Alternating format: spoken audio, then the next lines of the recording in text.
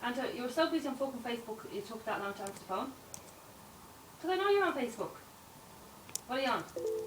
Yeah. No. Where's Julian?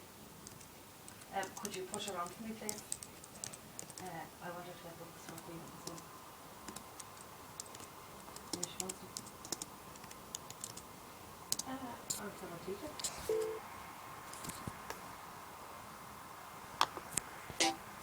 What? When's she picking Tiger?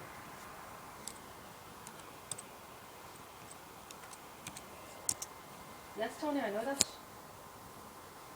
Yeah, what happened to it? Did it die itself? I don't know what you're doing, Tick. You shouldn't be allowed to have fucking good on jail food,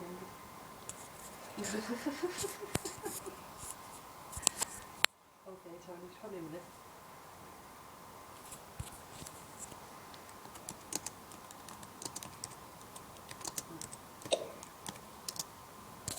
Oh, she escaped, did she?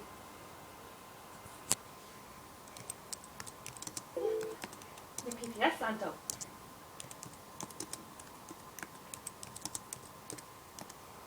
Oh. Yeah, but they need it for record. Yeah. Well, that's fair enough, though. You don't have to bring that everywhere. Yeah, but for most stuff, you have to have your PPS number.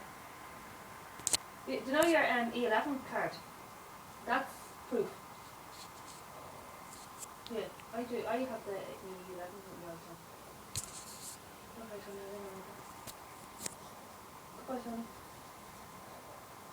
She's very sore, she can't do it. No.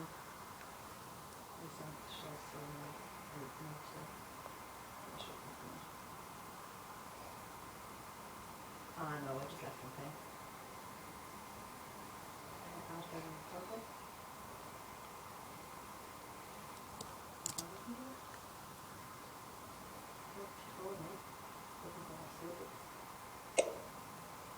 Wait, no, I don't want my school books. What I do?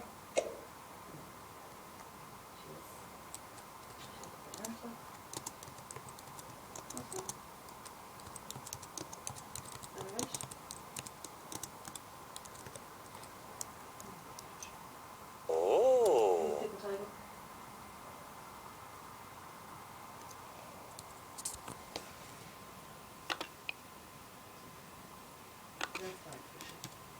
That's fine.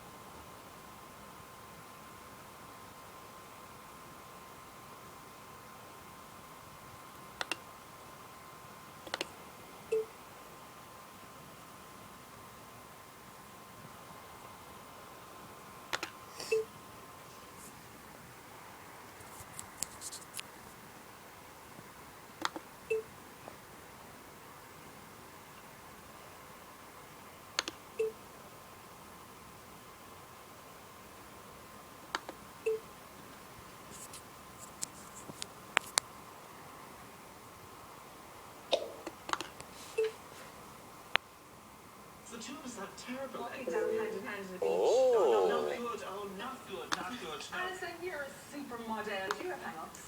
I terrible hang-ups during my career as younger. I'm surprised it's at 30% of Irish women here. I would have said 100% of my friends when we were young, all of them had body hang-ups in some shape or form. Most of them still do. In the modelling industry, you have a very warped view of the world, and you're like torn apart basically every single casting. People have no problem telling you things. Like I remember, I have big hands for a woman, and I remember having them on my, I don't know, my hip on a shoot, and the guy was like, "You have man hands, don't ever put them in front of the camera like that again." But every time I was at a casting, I used to hide them, or you'd have big hang-ups in the fashion industry. I'd still be really paranoid about my hands now. I'd be like embarrassed to. I remember back in the day, the only thing I was worried about was my thumbs. I had little weirdly shaped thumbs. So I was going, oh my god, I'm going to make a change my thumbs. That was the only thing I was worried about now. I'd be delighted. Jen, that's pretty good going. Yeah. No, I don't have too many hang-ups, but I think it's because I've worked in magazines so long, so I've been around models for so long, and I understand that you can't look like that. Yeah. A normal person can't look like that, you know, like they're really special women, so I always just gave it up and was like, I'm not so bad, I'm not the worst in the world, and I'm never going to look like that, so I don't really care too much. It's not so bad.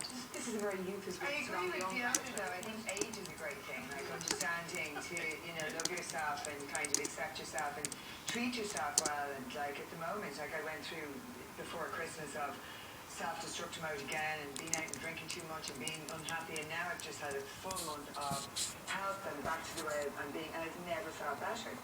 In every aspect, in confidence and everything, like, so it is true, how you treat yourself. I do. It's all in the head, but it's also, if you exercise and you feed yourself well and you do all that kind of stuff, like you feel so much better. And I think as we get older, we learn to just accept what we can change. And everybody has something about their body that they don't like. Thin, fat, tall, short, whatever, So much more than just our body and just our appearances, really. And I think looking after your headspace is equally as important as looking after your body. But the other thing I think that women do sometimes, especially older women like Fiona was talking about, I think that the issue very often with older women, particularly if they've been out of the workforce for a little bit, is the lack of confidence when you going back into the workforce, which body confidence would come into it a little bit, but it's a whole raft of stuff, and that is quite difficult to overcome. If you've been at home with your kids for a few years, your confidence is absolutely But every stage of parenthood, like when you have a new baby, just kind of like getting back into your clothes, when you're leaving the house, going back to work, when the child goes to school, I mean, it's every single step of parenthood brings with it, new fears. Do you know what I mean? That goes all the way through. But I think the lack of confidence is. I mean, I can remember when I decided to go back into to try and do some work, and I remember once having to ring somebody, and I sat at home for about a half an hour looking at this phone number, trying to find up the courage to make a phone call. Could you believe that? I don't think that ever goes away. I think that's just a very female thing, and I think it's regrettable. Yeah. I mean, I still, I would kind of. The fear of being found out, I think it's still there. You still kind of, like I regularly dream. One of the mad dreams I had last night involved me meeting a former colleague who I really don't know very well, who was just kind of going, God, you're really bad at what you do, and everyone's laughing at you. And I regularly have these dreams, and I think, it's not just me. I think a lot of women have that. Particularly if things are going well, you're just kind of going, well, this can't last because something's bound to go wrong. Of course, and women do that awful thing of kind of messing something up just for the sake of it, then, so that they mess it up before it gets. Why does that happen? It's a control thing, but it's fear and control coming together to wreck it on you, before it can get. It's a horrible thing.